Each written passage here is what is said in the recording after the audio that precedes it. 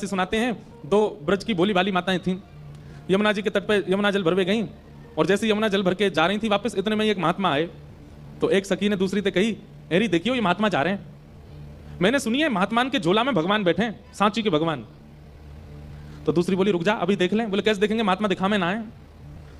तो दोनों खड़ी खड़ी आपस में बात कर रही। इतने में महात्मा अपना झोला रख के वस्त्र आदि उतार के यमुना जल स्नान करने के लिए जैसी गए तो सखी बोली, अरे चल महात्मा तो स्नान करो, या कि ठाकुर जी को देख के हमें कैसे हैं। और दौड़ करके दोनों गई और जैसे झोला खोल करके भीतर से निकालो तो एक डिब्बा निकलो, और डिब्बा जैसे ही खोलो तो वहां में लड्डू गोपाल बैठे, ऐसे जैसे लड्डू गोपाल हूं मैं। इतनी भोली वो सखी बोली, अरे बहन देखियो तो या निष्ठुर बाबा ने नेक्स्ट से डिब्बा में ठाकुर जी बंद कर दिए। ठाकुर जी के हाथ पाम टेढ़े मेढ़े है गए जी, हाथ ऐसा है गो, पाम ऐसे पीछे को है गए। हमने तो खड़े खड़े ठाकुर जी देखे हैं, लेकिन या बाबा ने ऐसे डिब्बा में बंद किए, ठाकुर जी के हाथ पाम टेढ़े है गए।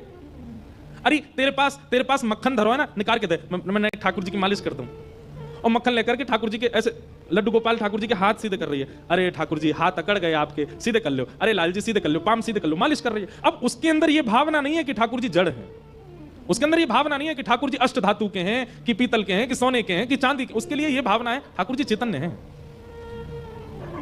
जिस भाव से वो ठाकुर जी के हाथ और पैरों में मक्खन लगा रही थी, ठाकुर जी के हाथ पांव दोनों सीधे हो गए और ठाकुर जी लड्डू गोपाल खड़े हो गए। और जैसे ही लड्डू गोपाल खड़े भये, देखिए अब बढ़िया लग रहे ना, खड़े है गए। इतने में ही बाबा स्नान करके उन्होंने अपने झोला की ओर देखा और चिल्लाए, महाराज अरे रुको, क्या कर रही हो, क्या निकाल रही हो। दोनों तुरंत ठाकुर जी को धर के वहां से भाग गए। बाबा निकल के आए, देखा झोला पूरा बिखरा पड़ा, सब सामान बाहर निकले। ठाकुर जी का डिब्बा आधा खुला पड़ा है और धरा है। बाबा ने धीरे धीरे सब सामान धरे, ठाकुर जी का डिब्बा उठा के जैसे बंद करने लगे, वो बंद ही नहीं हुए।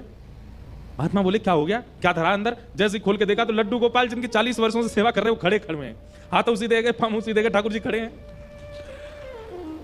महात्मा बोले ठाकुर जी तो मेरे ही हैं, नैन नक्श तो मेरे ठाकुर जी के, वस्त्र भी मेरे ठाकुर जी के हैं। अब लड्डू गोपाल तो ऐसे नीचे घेराव वाले वस्त्र पहनते हैं, लड्डू गोपाल खड़े हो गए तो किशोरी जी की जैसे मानो कोई घाघर घूम गई हो, ऐसे बन गए ठाकुर जी।